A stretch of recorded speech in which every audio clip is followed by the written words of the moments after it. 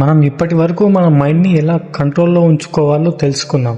అయితే ఒక వ్యక్తి నిజంగా తన మనసును గెలిచాడో లేదో మనకు ఎలా తెలుస్తుంది? ఆయన కష్టాలు వచ్చినప్పుడు ఎలా ప్రవర్తిస్తాడు? సరిగ్గా ఇదే సందేహం అర్జునుడికి కలిగింది. ఆ ఆసక్తికరమైన ప్రశ్నే ఈరోజు మనం ఈ వీడియోలో చూడబోతున్నాం. ఇక శ్లోకంలోకి వెళ్తే దీని అర్థం ఏమిటంటే, ఓ కేశవ, సమాధి స్థితిలో ఉన్నవాడు అంటే పరమాత్మలో బుద్ధిని లగ్నం చేసిన స్థితప్రజ్ఞుడి లక్షణాలు ఎలా ఉంటాయి? ఆయన ఎలా మాట్లాడుతాడు?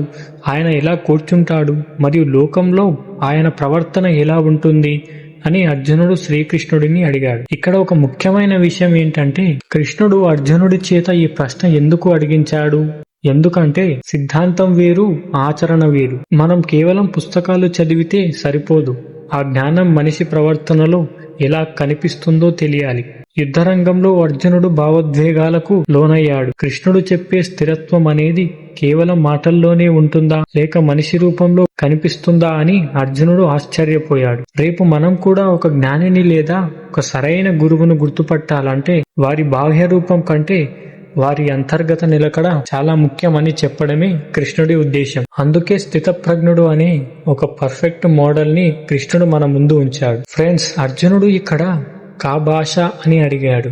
అంటే ఆయన ఏ భాష మాట్లాడుతాడు అని కాదు, ఆయన మాటల్లో ఎంత వినయం ఉంటుంది అని అర్థం. ఆయన ఎలా కూర్చుంటాడు అంటే కష్టాలు వచ్చినప్పుడు ఆయన వెన్నుముక వంగుతుందా లేక ధైర్యంగా నిలబడుతుందా అని అర్థం. ఈ శ్లోకం నుండి మనం నేర్చుకోవాల్సిన విషయం ఏంటంటే, ఈ రోజుల్లో మన జీవితాల్లో కూడా చిన్న చిన్న సమస్యలు రాగానే మనం చాలా టెన్షన్ గా ఫీల్ అవుతాం.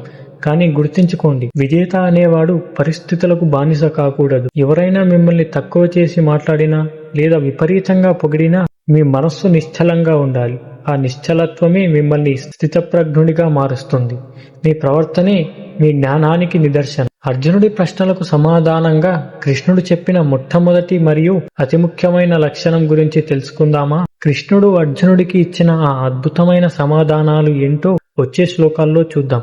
ఈ వీడియో మీకు నచ్చితే లైక్ చేయండి, షేర్ చేయండి. జై శ్రీకృష్ణ.